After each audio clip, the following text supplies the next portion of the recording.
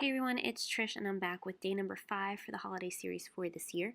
Today I'm creating a card that is really easy and quick to put together, which I like to do occasionally because sometimes you just forget to send somebody a card and you need to come up with something really quickly, and this one did the trick.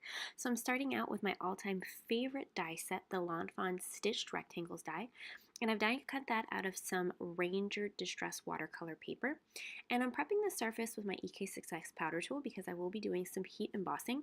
I'm using this awesome stamp set from Wplus9 called Holiday Bough.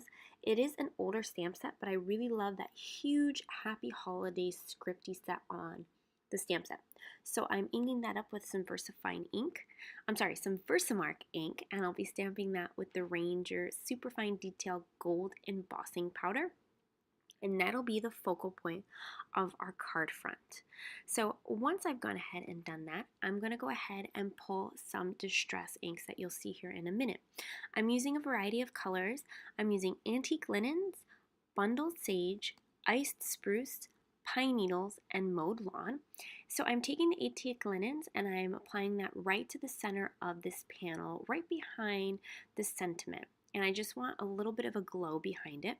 So once I've done that, I'm going to go ahead and go in with the bundled sage, and I'm going to put that around the edges. And then once I've ink blended that quite a bit, I'll go ahead and use the ice spruce to really just go around the edges. And I'll go back and forth with all these three colors just to make sure I get the right intensity of the color that I would like, as well as some seamless blending. So here you'll see I'm going back in with the antique linens and going back over the center section to really apply some more color, but also blend it with that bundled sage. Lastly, as I mentioned, I'm going in with the ice spruce and really darkening up the corners and outer edges of this card front. You'll see I have these 2 pieces of green tape on my fingers. This is just some post-it tape to avoid the oils from my fingers, to pick up any of the ink that's already on the card front, and to leave fingerprint marks on it.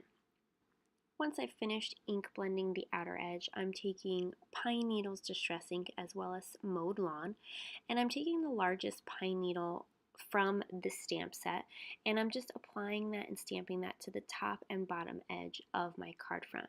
Now I really like adding this Mowed Lawn on top of the pine needle because I just feel like it adds a little bit more realism to the pine needles. It's just not one flat color, it gives it a little bit more depth and variation. Once my front card panel was dry, I went ahead and went to my Ganzi Tambi Kuretake 36 count watercolor palette, and I pulled out the white and gold, and I was thinking about applying both of them, but I ended up just going with the white watercolor. Now I used my distress sprayer just to apply some water in here, and I'm really picking up a lot of this white on my watercolor brush, and then I'm just gonna go crazy and splatter the whole front of the card. I really felt like it gave it that snowy, wintry feel, and so I just took the end of my brush and just tapped it with my finger. Now, this white is very stark here, but it will soften up quite a bit once it absorbs into the paper and dries up. So here you'll see the white has dried and it's not as intense, but still gives you that nice snowy wintry feel. I'm taking some fun foam and I am holding it up to my card front, and I just want to cut it slightly smaller than my card front. That way when it goes through the mail, it really holds up and keeps that dimension in the front of my card. I'll go ahead and apply the fun foam with some double score adhesive, and then I'll go ahead and apply it to my card front. And that completes my card today. I told you guys it was a really quick and easy card to put together. It does take a little bit of time to dry, but other than that, this could easily be mass produced. And so I really hope you enjoyed this card.